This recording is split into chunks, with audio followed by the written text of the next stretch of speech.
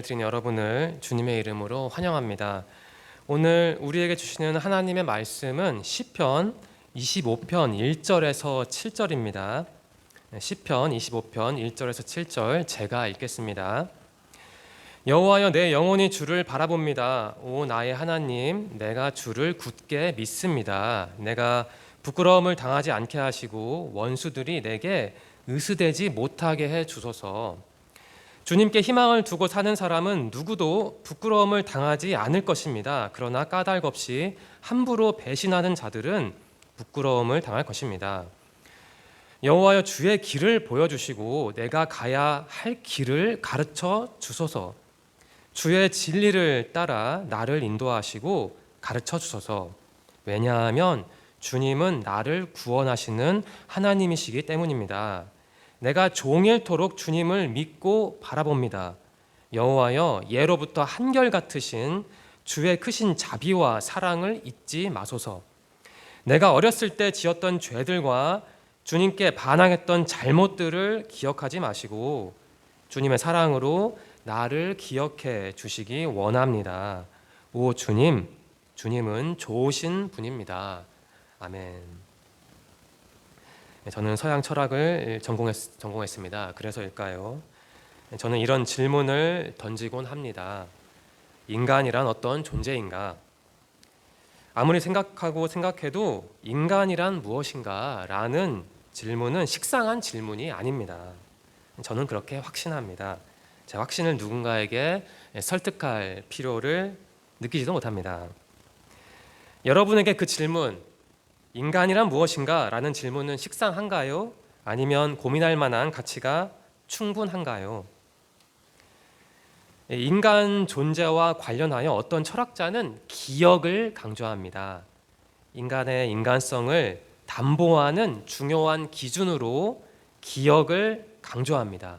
기억이 있어야 인간은 인간답게 산다. 이런 정도로 거칠게나마 그 철학자의 주장을 정리하겠습니다. 또 어떤 철학자는요, 의미를 강조합니다. 인간이라는 존재는 의미를 추구하고 추구해야만 하는 존재다. 그런 정도로 그 철학자의 주장을 압축할 수 있습니다. 여러분은 인간을 어떤 존재로 정의합니까? 질문을 조금 좁혀볼까요?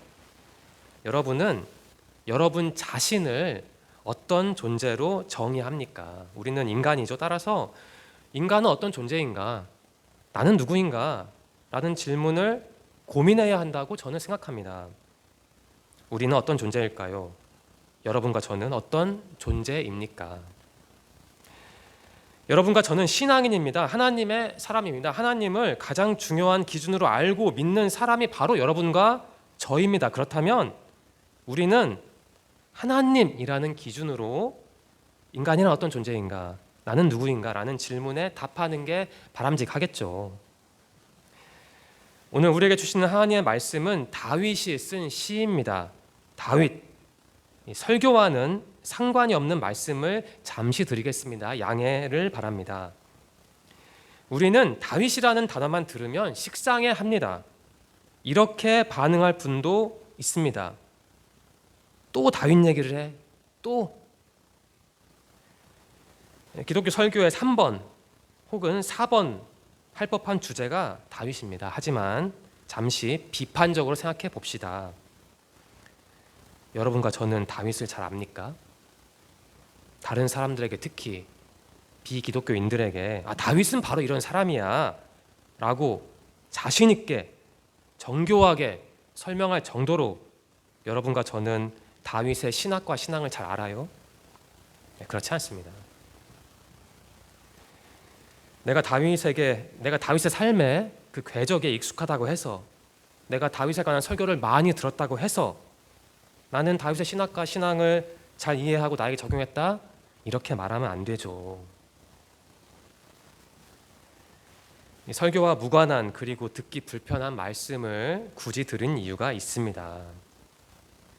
우리가 다윗 이야기를 아는 게 중요한 게 아니에요. 나는 다윗에 관한 설교를 많이 들었어. 이게 중요한 게 아니에요. 그러면 뭐가 중요합니까?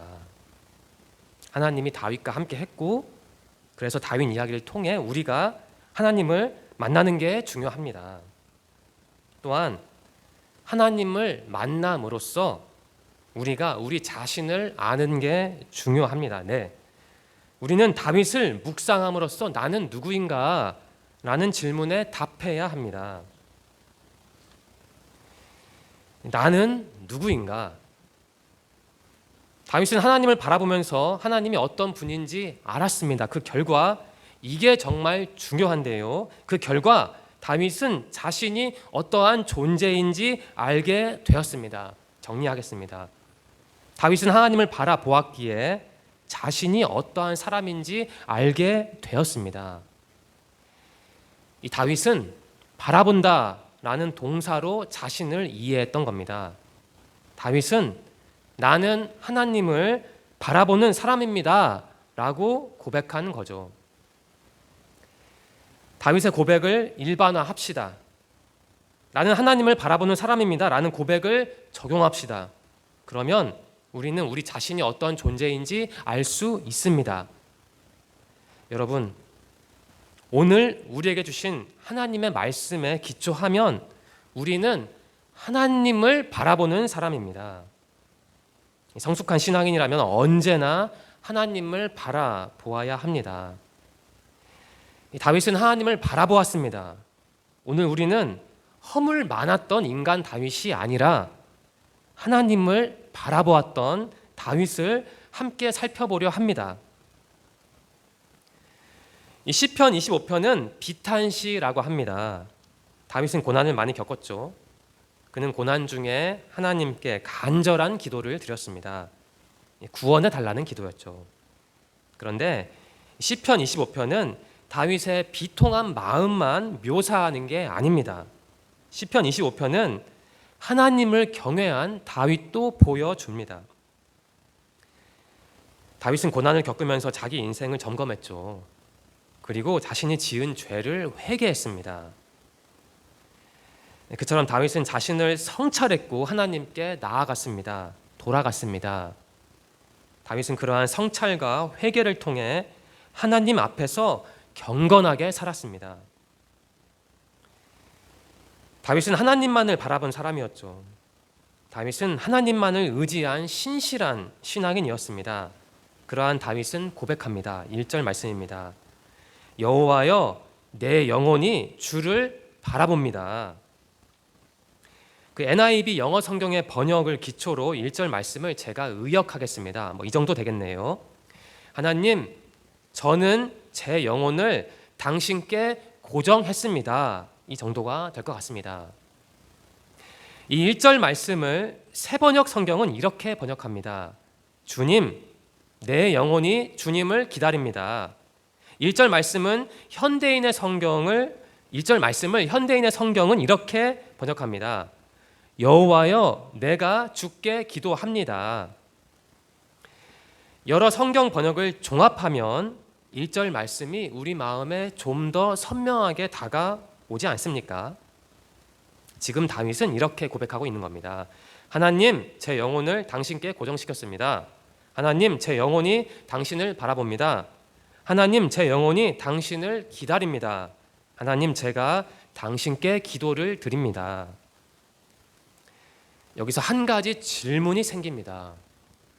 왜 다윗은 그처럼 고백했을까요? 하나님께 내 영혼을 고정시켰다. 내 영혼이 하나님을 바라본다. 내가 하나님께 간절한 기도를 드리고 있다. 왜 다윗은 이러한 고백을 했을까요? 그 이유는 바로 이겁니다. 다윗이 원수로부터 수치당하는 것을 막으실 분이 바로 하나님이기 때문입니다. 2절과 3절 말씀입니다. 오 나의 하나님, 내가 주를 굳게 믿습니다. 내가 부끄러움을 당하지 않게 하시고 원수들이 내게 으스대지 못하게 해 주소서. 주님께 희망을 두고 사는 사람은 누구도 부끄러움을 당하지 않을 것입니다. 그러나 까닭없이 함부로 배신하던 자들은 부끄러움을 당할 것입니다. 라고 다윗은 고백하고 있습니다.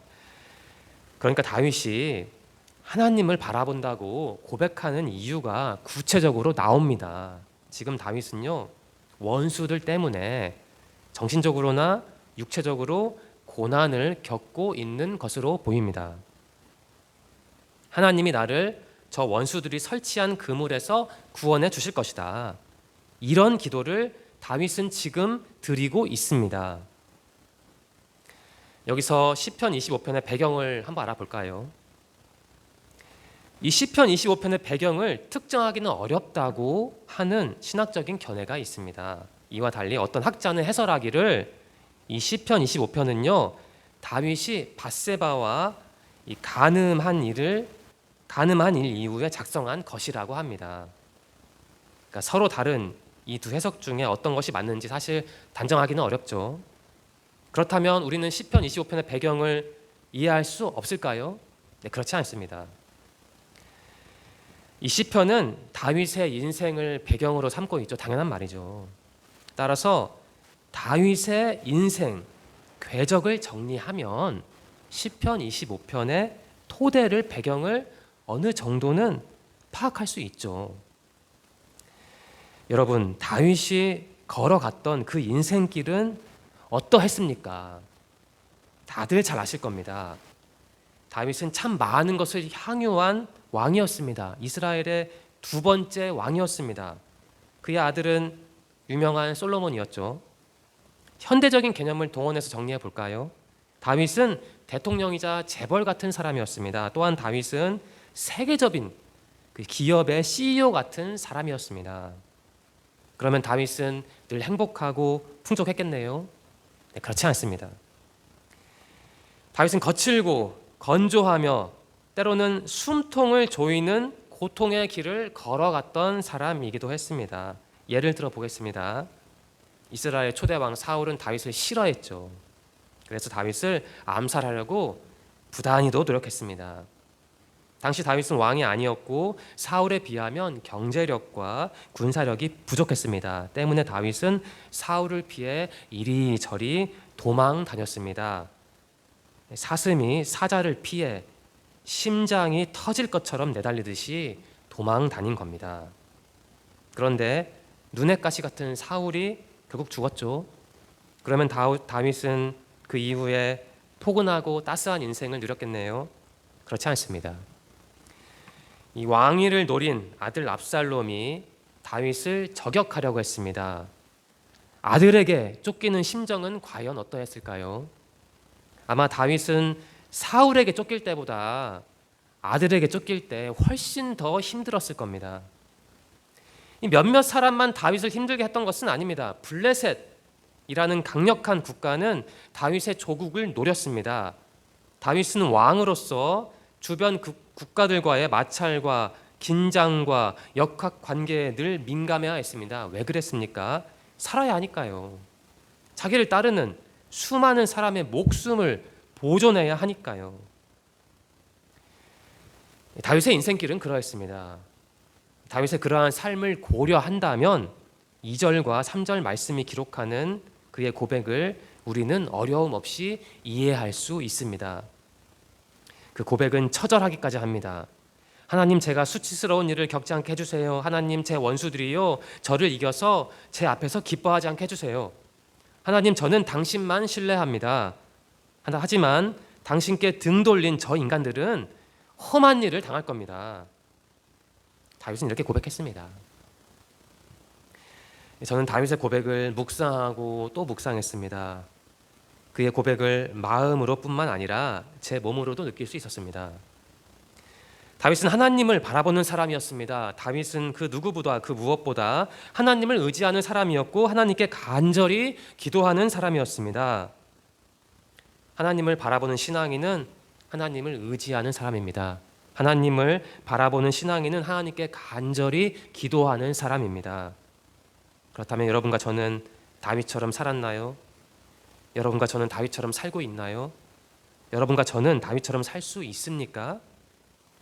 정리하겠습니다. 다윗이 하나님을 바라본 이유는 하나님이 원수의 손에서 자신을 구원하실 것을 믿었기 때문입니다. 다윗이 하나님을 바라본 또 다른 이유가 있죠. 그것은 하나님이 자신의 앞길을 보여주시고 가르쳐 주시는 분임을 믿었기 때문입니다. 4절과 5절 말씀입니다. 여호와여 주의 길을 보여주시고 내가 가야 할 길을 가르쳐 주소서. 주의 진리를 따라 나를 인도하시고 가르쳐 주소서. 왜냐하면 주님은 나를 구원하시는 하나님이시기 때문입니다. 내가 종일토록 주님을 믿고 바라봅니다. 이 동일한 부분을 제가 현대인의 성경으로 읽겠습니다. 여러분은 들으면서 할 수 있는 만큼 비교해 보시면 좋겠네요. 여호와여 주의 뜻을 나에게 보이시고 주의 길을 나에게 가르치소서. 주의 진리로 나를 인도하시고 가르치소서. 주는 내 구원의 하나님이시므로 내가 하루 종일 주만 바라봅니다. 다윗의 고백은요, 순수하고 간절하며 신앙적입니다. 이 고백 자체가 교훈입니다. 신앙의 길잡이입니다. 다윗은 이렇게 고백하는 거죠. 제 말로 조금 바꿔서 전달하겠습니다. 주님, 저를 향한 당신의 뜻을 보여주세요. 제가 가기를 원하시는 길을 가르쳐 주세요. 진리의 주님, 제 인생길을 인도해 주세요. 주님만이 저를 구원하실 수 있습니다. 저는 당신만을 의지하고 신뢰합니다. 바로 이렇게 다윗은 말하는 거죠. 다윗의 이 고백을 한 단어로 농축하면 그것은 바로 구원입니다. 구원. 시편 25편은 비탄시입니다. 비탄시 시편 25편. 바로 이 사실이 지금 다윗이 구원을 갈망하는 이유를 보여줍니다. 자신이 살아가야 할 길을 보여주시라고 기도하는 다윗, 자신의 인생길을 인도하고 가르쳐 주시라고 기도하는 다윗, 주님만이 자신을 구원하시는 구원의 하나님이라고 기도하는 다윗. 지금 다윗은 정신적으로, 육체적으로, 신앙적으로, 인간관계의 측면에서 매우 고달픈 상황에 있습니다.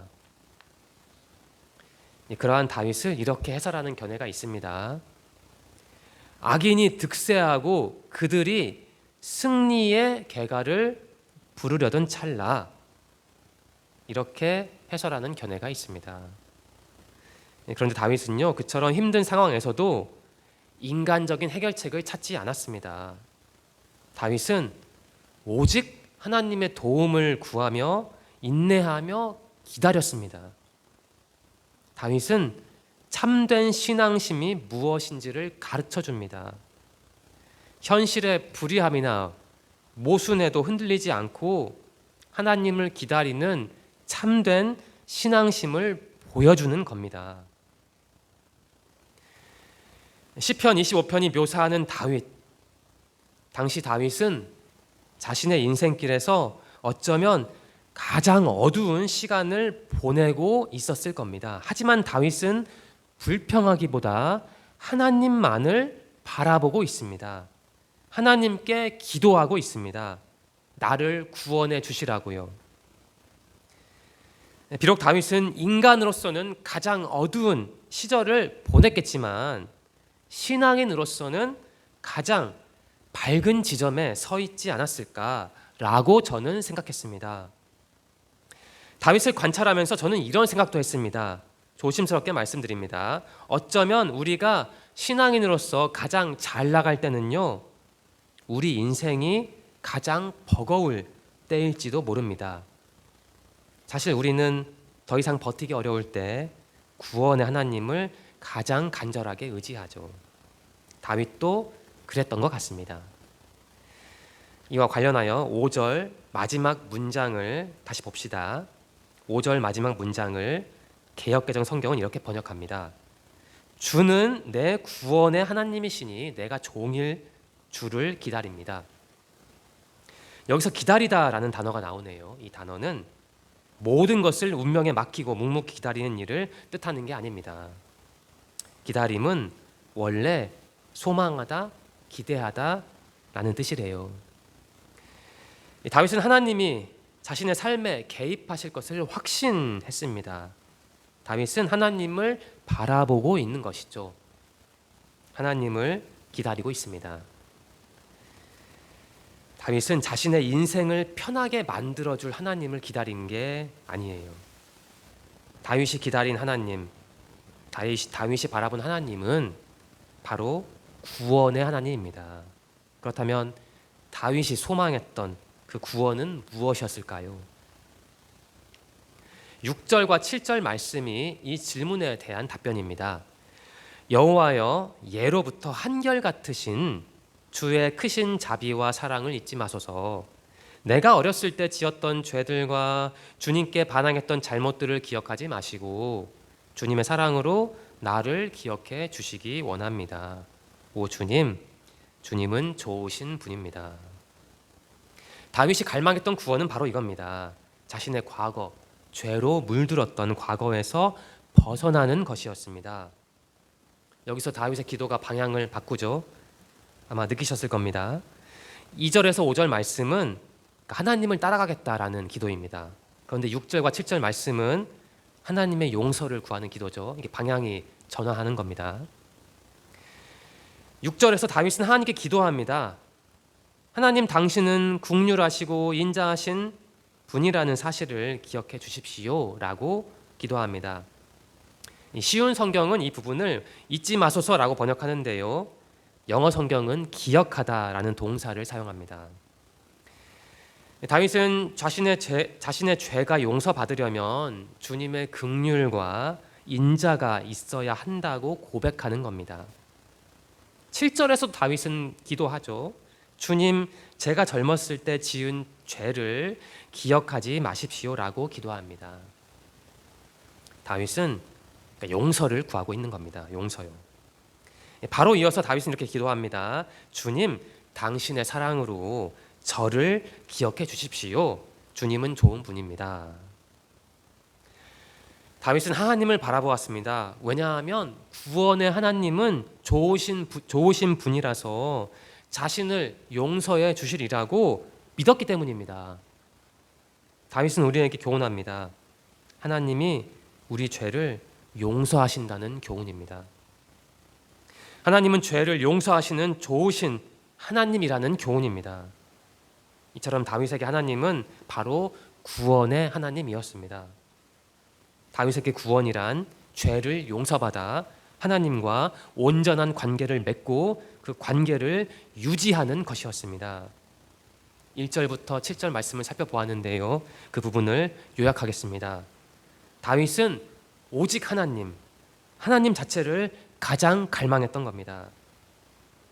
질문하겠습니다. 여러분과 저는 무엇을 가장 갈망합니까? 많은 신앙인이 갈망하는 건 아마 삶의 문제를 해결하는 일일 겁니다. 저도 그러한 신앙인들 중 한 명입니다. 제가 하나님을 바라보는 이유는 다윗이 하나님을 바라보는 이유와 결이 다릅니다. 다윗은 하나님과 온전히 동행하기 위해 그분을 바라보았습니다. 반면에 저는 제 삶을 좀 더 평탄하게 만들기 위해 하나님을 바라봤던 것 같아요. 그게 제 현실이었습니다. 여러분은 어떻습니까? 한때 저는 이런 생각을 했습니다. 하나님을 통해 내 삶의 난제를 푸는 게 꼭 잘못된 일인가? 그러면 안 되나? 하나님의 도움으로 어려움에서 벗어나는 것은 그 자체가 잘못은 아니라고 저는 생각합니다. 그게 뭐가 문제입니까? 안 그렇습니까? 하지만 경계해야 할 게 있습니다. 그것은 하나님을 단지 나를 위한 나의 하나님으로 낮추는 태도입니다. 나를 위한 나의 하나님, 압축적인 표현이죠. 그래서 이 문구를 들은 사람들 중 대다수는 아마 나는 그 정도는 아니다 라고 반응할지도 모릅니다. 그런데 이 나를 위한 나의 하나님은 사실 굉장히 교묘하게 작동합니다. 저는 그 교묘한 운행 방식을 구체적으로 말씀드리지 않고 여러분이 듣기 불편하지 않게 압축적으로 표현한 겁니다.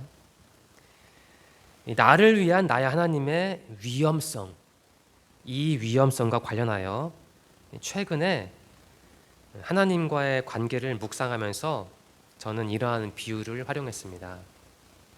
신용카드 비유입니다. 다소 유치하게 들릴 수도 있습니다. 저는 이렇게 믿습니다.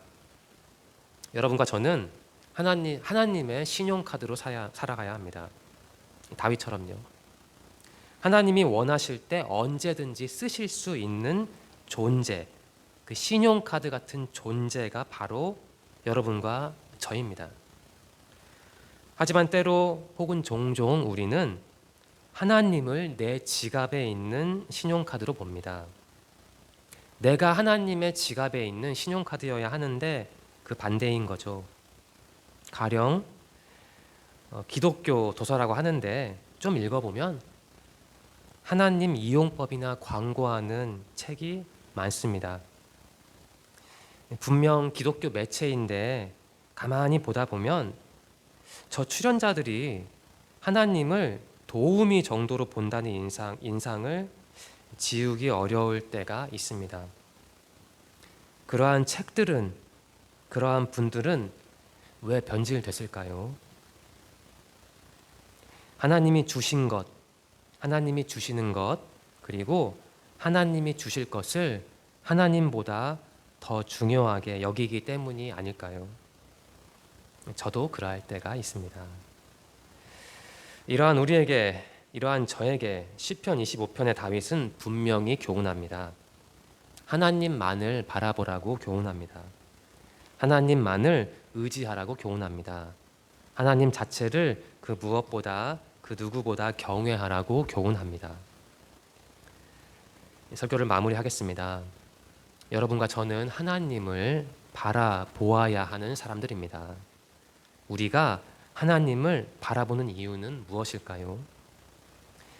다윗이 하나님을 바라본 이유는 주님이 자신을 원수에게서 벗어나게 할 분임을 믿었기 때문입니다. 또한 다윗이 하나님을 바라본 이유는 주님이 자신의 인생을 인도하실 것을 믿었기 때문입니다. 원수에게서 나를 건지실 하나님, 내 인생길을 지도하실 하나님, 다윗에게 하나님은 그러한 분이었습니다. 또한 다윗이 하나님을 바라본 이유는 하나님이 죄를 용서해 주시는 좋은 분이라는 사실을 믿었기 때문입니다. 종합하겠습니다. 다윗은 하나님 자체를 가장 갈망했습니다. 다시 질문하겠습니다. 우리가 하나님을 바라보는 이유는 무엇인가요? 이제 한 줄 나눔을 하겠습니다. 6글자입니다. 바로 이겁니다. 주님이 없다면. 많은 사람이 고백합니다. 주님은 살아계신다고요. 저도 그렇게 고백합니다. 하지만 제가 주님을 언어로만 고백한 채 삶에서는 주님과 동행하지 않는다면 저는 사실 주님 없이 사는 것이죠. 다윗은 언어로만 주님을 고백한 게 아닙니다. 다윗은 자기 인생을 바쳐서 주님을 고백했습니다. 다윗의 언어와 인생은 이 신앙이라는 틀 안에서 일치했습니다. 다윗에게 하나님은 분명 살아계신 주님이었습니다. 여러분과 저에게도 하나님은 살아계시나요? 여러분과 저는 말로도 행동으로도 생각으로도 일상에서도 하나님을 경외하며 사나요? 저는 아직 이 질문에 자신 있게 답할 수 없습니다. 때로 저는 주님 없이 살기 때문입니다. 여러분은 저와 다르기를 바랄 뿐입니다. 주님이 없다면 그러면 안 되죠. 정말 안 됩니다. 저는 여러분이 선택적으로가 아니라 언제 어디서나 주님을 바라보며 살아가시기를 소망합니다. 여러분이 하나님을 가장 갈망하시기를 간절히 소망합니다. 기도드리겠습니다. 하나님 감사합니다. 예배하는 삶을 살게 하시니 감사합니다. 우리를 소망 공동체로 불러주셔서 감사합니다. 하나님의 말씀으로 깨우쳐 주셔서 감사합니다. 하나님, 오늘 우리는 다윗의 신앙 고백을 함께 나누었습니다. 다윗은 하나님을 바라보는 사람이었다는 교훈을 얻었습니다. 우리도 다윗처럼 고백하기를 원합니다. 우리도 다윗처럼 좋으신 하나님을 만나고 하나님의 용서를 체험하기를 원합니다. 하나님, 지난주도 지켜주셔서 감사합니다. 새로운 한 주가 우리를 기다립니다. 우리 모두의 몸과 마음을 지켜주시기를 기도합니다. 이번 주 시편 25편을 묵상하고 나만의 열매를 얻기를 소망합니다.